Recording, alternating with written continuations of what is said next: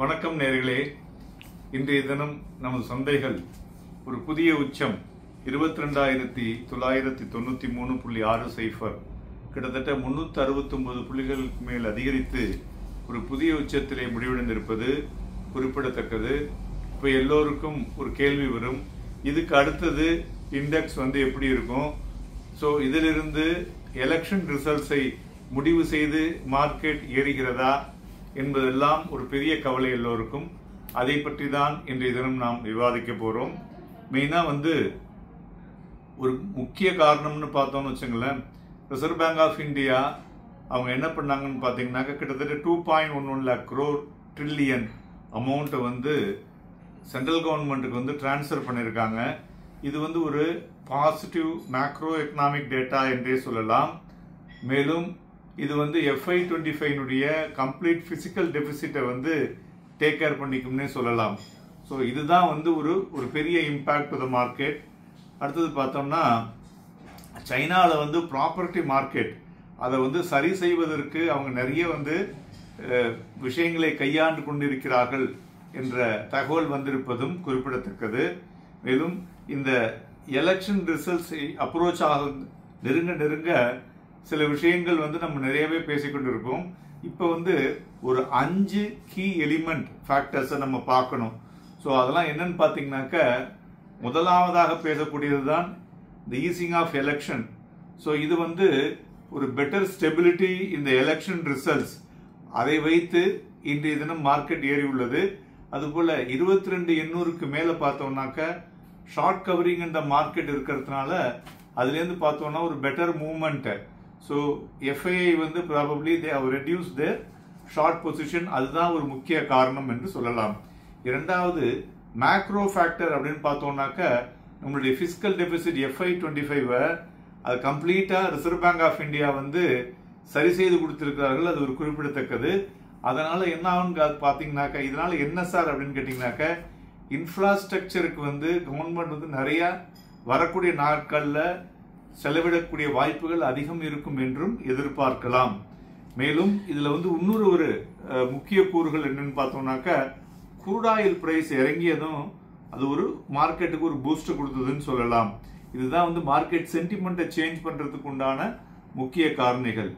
மூணாவது factor, so gain இன் banking stocks.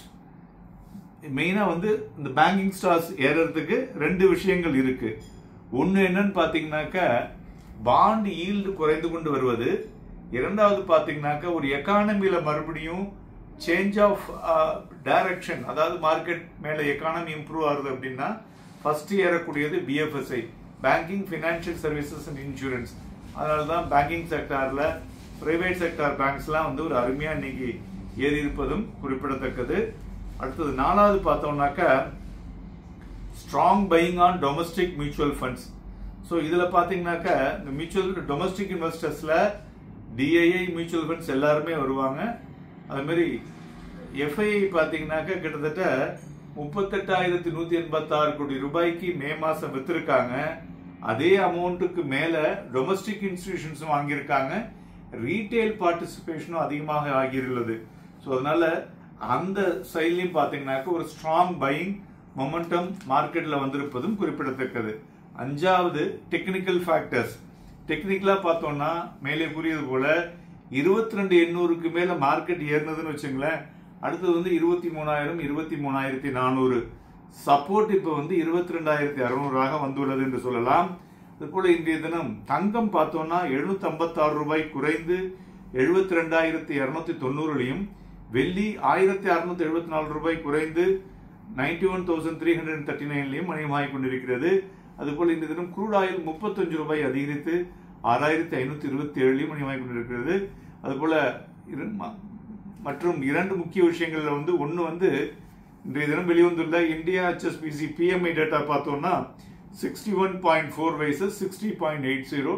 இதுவும் ஒரு நல்ல இன்புட் சொல்லலாம். அது மேனுஃபேக்சரிங் டேட்டா இம்ப்ரூவ் ஆயிருப்பது. இப்போ பிளாக் டீலை பொறுத்தவரை பார்த்தோம்னா, ஹிண்டால்கோ, சன் ஃபார்மா, பேங்க் ஆஃப் பரோடா இந்த 3 கம்பெனிலையும் பிளாக் டீல் நடந்துள்ளது. நாளைய தினம் வாரத்தின் கடைசி நாள். மேலும் மார்க்கெட்ல வாலட்டிலிட்டி மூவ்மெண்ட் இருக்கக்கூடிய வாய்ப்புகள் அதிகமாக தெரிகிறது. அதனால போத் பையிங் அண்ட் செல்லிங்க்கு வந்து ஏற்றதாக இருக்கக்கூடும். அண்ட் ப்ராஃபிட்டபிள் டே. இன்றைய தினம் ஏன் இதுக்கு இப்போ கொடுக்குறோம்னா, நிறைய பேருக்கு வந்து எழுதக்கூடிய விஷயங்களை வைத்து இன்றைய தினம் உங்களுக்கு வந்து இந்த விஷயங்களை ஸ்பெஷலாக கொடுத்துள்ளோம். இதை வந்து அடுத்த ஒரு வாரத்துக்கு நீங்க அதை அப்படியே கண்டினியூ பண்ணிக்கலாம். இந்த 5 கீ ஃபேக்டர்ஸும் ரொம்ப இம்பார்ட்டன்ட். இது ஒவ்வொன்றையும் நீங்க வந்து நோட் பண்ணி வச்சுட்டு அதுல என்னென்ன மூவ்மெண்ட்ஸ் நடக்குதோ அது தகுந்தாற்போல் மார்க்கெட்ல ஆக்டிவிட்டி நடக்கும். நன்றி, வணக்கம்.